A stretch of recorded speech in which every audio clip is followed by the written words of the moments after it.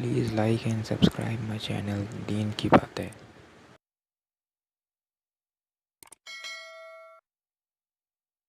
تو میرے پیارے آقا صلی اللہ تعالی علیہ وسلم کے پیارے دیوانوں،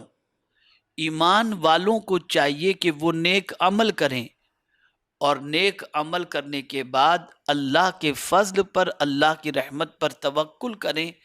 کہ اللہ رب العزت جل جلالہ اس نیک عمل کا بدلہ اپنی شان کے مطابق عطا فرمائے گا۔ لیکن اپنی نیکیوں پر، اپنے اچھے اعمال پر غرور کرتے ہوئے کسی پر ظلم نہیں کرنا چاہیے، کسی پر زیادتی نہیں کرنی چاہیے،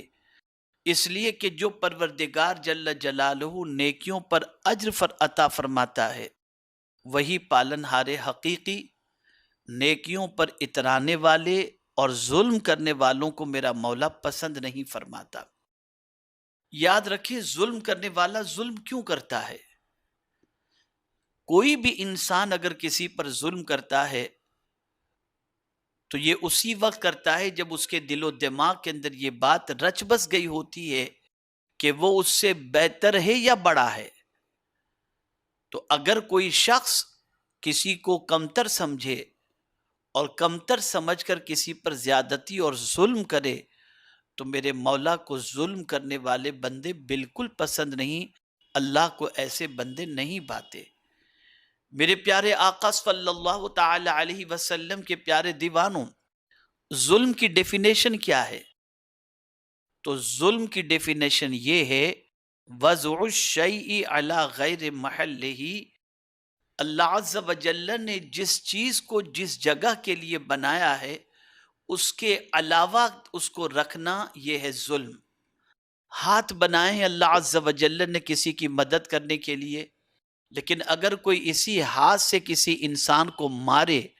زیادتی کرے، جبر کرے، ستائے، تو اللہ عز و جل ایسے کام کرنے والے کے حوالے سے اس کے اس عمل کو ظلم فرماتا ہے، اور جب کوئی ایسا کام کرتا ہے تو اللہ عز و جل اس بندے سے محبت نہیں فرماتا۔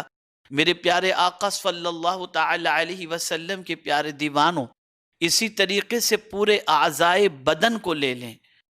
آپ اگر اعضائے بدن کو لیں گے تو اس سے بھی آپ کو سمجھ میں آ جائے گا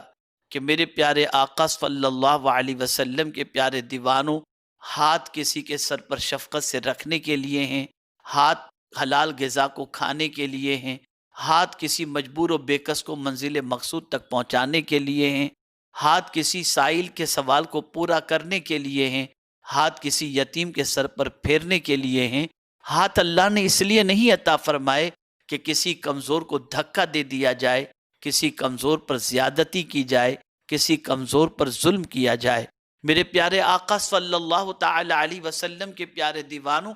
دنیا اس وقت جو بے چینی کے شکار ہے،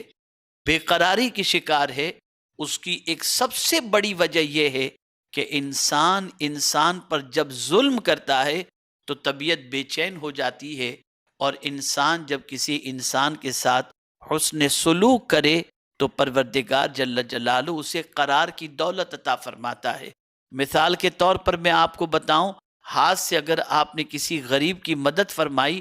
بے چین نہیں ہوں گے۔ ہاتھ سے اگر کسی یتیم کے سر پر آپ نے شفقت سے ہاتھ رکھ دیا، آپ بے چین نہیں ہوں گے۔ ہاتھ اگر اپنی ماں کے ہاتھ میں دے کر ماں کے ہاتھ کو آپ نے چوم لیا، آپ بے چین نہیں ہوں گے۔ لیکن آپ کی طبیعت بے چین اس وقت ہوگی جب ہاتھ سے کسی مجبور کو دھکا دے دیا، کسی کمزور کو گرا دیا، تو آپ کی طبیعت میں بے چینی پیدا ہو جائے گی۔ اس لیے کہ اللہ عز و جل نے ہاتھ اس لیے بنائے ہی نہیں کہ آپ اس کے ذریعے کسی غلط کام کے اندر اپنے ہاتھ کا استعمال کریں۔ یہ ایک مثال کے ذریعے میں نے دھکا دینا اور چیزوں کے حوالے سے میں نے بتایا۔ آپ اس پر مزید غور کر سکتے ہیں کہ